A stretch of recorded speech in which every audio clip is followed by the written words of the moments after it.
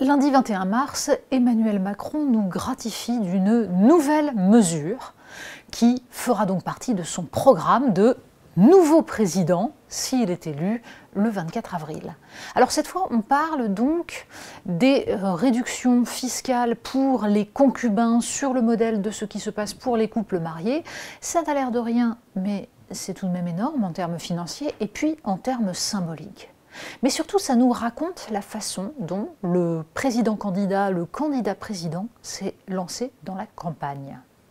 Bien oui, on a d'abord eu la lettre aux Français, assez floue, censée donner une vision, bon, enfin une vision assez limitée, la petite vidéo de campagne pour nous montrer le président humble, très humble, mais qui prend sa charge sur les épaules, et puis donc la conférence de presse fleuve qui était censée égrener en une seule fois les différentes mesures qui constitueraient le programme, puisque le président est occupé ailleurs, c'est-à-dire à sauver le monde. Sauf que 4 heures, ça ne suffisait pas. Visiblement, il a fallu distiller de nouvelles mesures, qui ne sont donc pas exactement les mêmes que celles qui avaient été annoncées quelques jours auparavant. Mais alors du coup, comment tout ça s'articule? Y a-t-il une cohérence dans ce programme?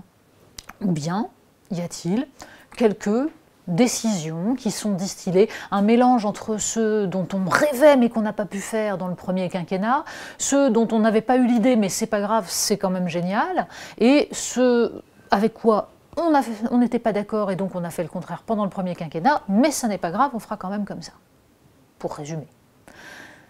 Emmanuel Macron, donc, entre en campagne tout en l'évitant, a conscience du problème de légitimité que poserait l'absence de mandat clair, mais compte bien bénéficier du retrait nécessaire que lui imposent ses fonctions, tout cela pour amplifier son emprise sur le paysage politique.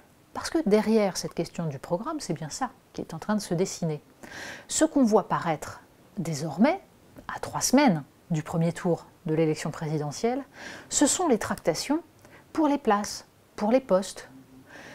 Emmanuel Macron a déjà fracturé la gauche, ravagé la droite, et compte bien continuer, bien entendu, faire travailler la poutre, comme le dit si bien Édouard Philippe, qui visiblement contribue à fracturer, mais n'est pas tout à fait admis dans le petit groupe macroniste.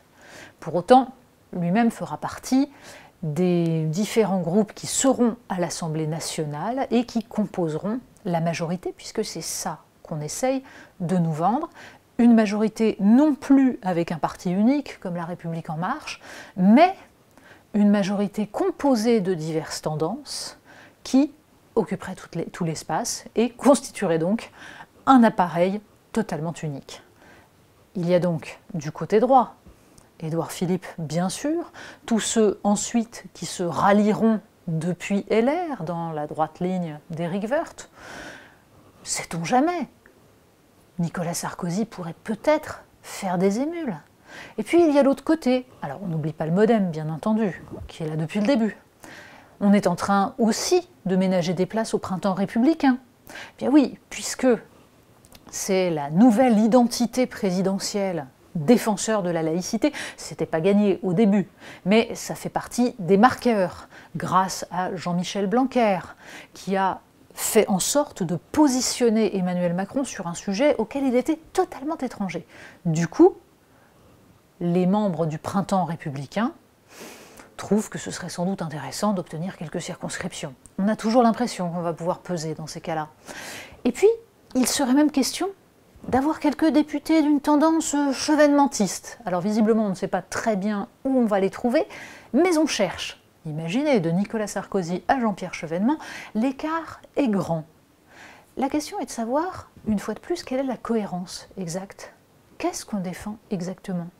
Et y a-t-il vraiment une nécessité d'effacer l'ensemble des identités politiques à l'exception de celles qui constituent les extrêmes, c'est-à-dire pousser jusqu'au bout la logique qui était celle d'Emmanuel Macron dès le départ, occuper une sorte de centre hypertrophié, tous ralliés à l'acceptation du système économique tel qu'il est, avec différentes nuances sur les sujets qui, eux, visiblement comptent moins que la préservation des intérêts financiers.